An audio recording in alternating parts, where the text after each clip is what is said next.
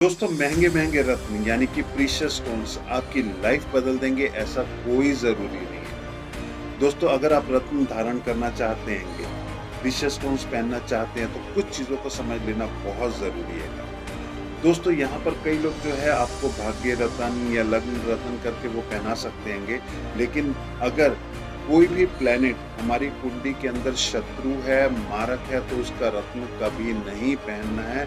इस बात को पूरी तरीके से ध्यान में रखिए। अगर आप किसी भी प्लेनेट का रत्न पहनना चाहते हैं तो वो प्लेनेट हमारी कुंडली के अंदर योग कारक होना चाहिए, पॉजिटिव होना चाहिए, मारक नहीं होना चाहिए।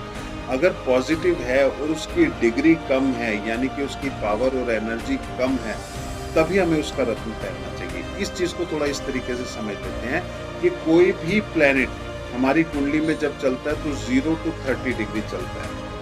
अगर उसकी डिग्री 0 to 6 है तो हम उसको कहते हैं कि वो चाइल्डहुड स्टेज में है। अगर 6 to 12 है तो हम कहते हैं कि टीनेजर स्टेज के अंदर है।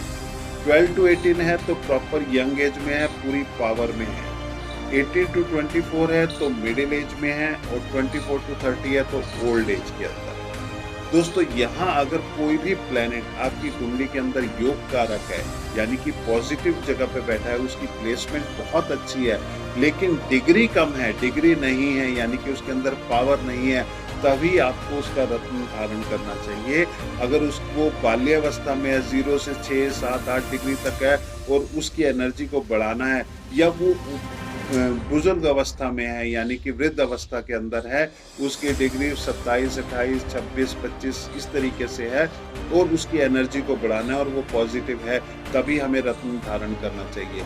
अगर उसकी डिग्री 12 से 18 के बीच में है तो वैसे ही बहुत पावरफुल है, उसके रत्न धारण करें या ना करें कोई बहुत ज्यादा डिफरेंस नहीं पड़ने वाला है। हाँ, कुछ केस एक्सेप्शनल्स होते हैं, लेकिन यहाँ पर इस चीज का मेन जो होता है, ज्यादातर केसेस के अंदर इन चीजों का ध्यान रखना है। दोस्तों यहाँ ध्यान रखना है, अगर आपका प्लेनेट योग कारक है तो उसका रत्न पहनना है, उसके दान नहीं देने हैं। और अगर कोई भी प्लेनेट आपकी कुंडली के अंदर मारक है यानी कि पॉजिटिव नहीं है, नेगेटिव है, शत्रु है, अति शत्रु है, तो यहाँ उसका रत्न कभी धारण नहीं करना है, उसके दान देने हैं। आप दान दे सकते हैं, बीज मंत्र कर सकते हैं या रेमेडीज कर सकते हैं। इनके थ्रू आप उस नेगेटिव प्लेनेट को अपने फेवर में ले सकते हैं।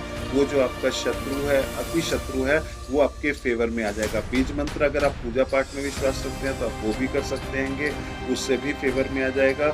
अगर आप चाहें तो रेमेडीज भी कर सकते हैं, रेमेडीज से भी बहुत अच्छे इफेक्ट आते हैं, उससे भी फेवर में आ जाएगा, और दान से भी फेवर में आ जाएगा। लेकिन अगर योग कारक है तो दान नहीं करना। हाँ, बीज मंत्र दोनों केस में कर सकते हैं, चाहे योग कारक है चाहे मारक है, उसके कोई इफेक्ट नहीं होते। और रेमेडीज में भी बहुत सारी रेमेडीज ऐसी होती हैं जो दोनों केस में कर सकते हैं। कई बार होता है कुछ रेमेडीज ऐसी होती हैं जो पॉजिटिव है तो नहीं करनी होती, या नेगेटिव है तो नहीं करनी होती, लेकिन बहुत सारी रेमेडीज ऐसी भी होती है जो दोनों केस के अंदर कर सकते हैं, उसके आपको पॉजिटिव इफेक्ट भी देखने को मिलेंगे। तो दोस्तों यहाँ इस बात को समझना बहुत जरूरी है, क्योंकि कई लोग प्रीशियस स्टोन्स पहन तो लेते हैं, लेकिन उसके पॉजिटिव इफेक्ट मिलने के बजाय उल्टा नेगेटिव इफेक्ट मिलना शुरू हो जाते हैं और उनके लिए ज्यादा नुकसान देना शुरू हो जाता है। तो आप कोई भी रत्न पहन रहे हैं, क्योंकि रत्न आप खरीदेंगे तो रत्न बहुत महंगे होते हैं, आप कोई भी रत्न पहन रहे हैं, उसे सोने में पहन रहे हैं, चांदी में पहन रहे हैं या पंच धातु में पहन रहे हैं, तो इन चीजों का जरूर ध्यान रखें कि वो प्लेनेट आपकी कुंडली के अंदर योग कारक ही होना चाहिए, वो प्लेनेट आपकी कुंडली के अंदर पॉजिटिव ही होना चाहिए। अगर मारक है तो उसका रत्न नहीं पहनना है, या वो अपनी पूरी यंग अवस्था में है तो भी आप उसका रत्न पहनेंगे, आपको बहुत ज्यादा बेनिफिट नहीं देगा, नुकसान नहीं देगा, लेकिन बहुत ज्यादा बेनिफिट भी नहीं देगा।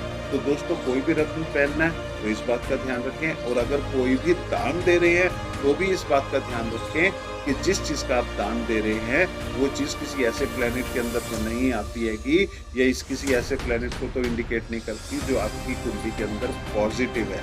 अगर ऐसा है तो उस चीज का दान नहीं करें, क्योंकि मैंने कई बार देखा है लोगों की कुंडली में चंद्रमा बहुत अच्छा होता है और वो पानी का, दूध का बहुत ज्यादा दान कर रहे होते हैं। तो वो अपना लक उठाकर किसी को दे रहे हैं। तो यहाँ अगर आपकी कुंडली में चंद्रमा बहुत अच्छा है तो आपको दान नहीं करना है इन चीज़ों का। हाँ, आप पर्ल पहन सकते हैं, मोती पहन सकते हैं अगर उसकी एनर्जी कम है, उसकी पावर कम है, उसकी डिग्री कम है। तो दोस्तों यहाँ प्रीशियस स्टोन्स के बारे में इन चीज़ों का, क्योंकि लोगों को बहुत सारी मिसकंसेप्शंस होती हैंगी और बहुत से लोग बहुत महंगे रत्न पहन भी लेते हैं। फिर जब हमारे से कंसल्ट करते हैं तो हम कई लोगों के रत्न उतरवाते हैं तो उनको बड़ी दुख होता है, बड़ी परेशानी होती है कि हमने तो इतने पैसे इस पर खर्च कर दिए हैं, अब वो ना उसको छोड़ सकते हैं ना पहन सकते हैं। तो दोस्तों आप जब भी पहनने जा रहे हैं या आपने पहना हुआ है तो इन चीज़ों का बहुत ध्यान रखें। दूसरी चीज़ जो मेन ध्यान रखने वाली बात है कि कभी भी आप रत्न पहनेंगे तो देव राशि और दानव राशि के रत्न एक साथ नहीं पहने जाते, सिर्फ कुछ एक्सेप्शनल केसेस को छोड़ के। देव राशि होती है सूर्य देव, चंद्र देव, मंगल देव, बृहस्पति देव, ये सब देव राशि आएंगी। इनके जो देव गुरु है वो बृहस्पति देव यानी कि जुपिटर है। और दानव राशियां जो हैं वो शुक्र देव, शनि देव, राहु देव, केतु देव, ये दानव राशियां आएंगी। इनके जो हेड हैंगे वो शुक्राचार्य शुक्र देव हैंगे। तो शुक्र और बृहस्पति ये दो लीडिंग पावर्स हो गई होंगी और देव एनर्जी और दानव एनर्जी ये आपस में अति शत्रु है। तो इन दोनों के रत्न कभी एक साथ नहीं पहनते।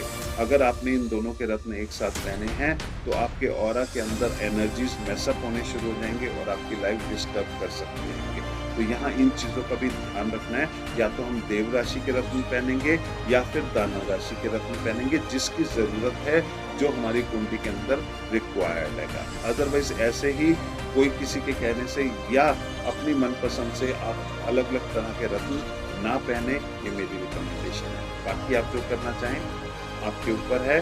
मेरे जो अपनी लाइफ के अंदर या अपनी कंसल्टेंसी के अंदर जो रिकमेंड करता हूँ मैंने आपको वो बताया। आपका धन्यवाद, थैंक यू वेरी मच। आपका दोस्त मनोज यादव।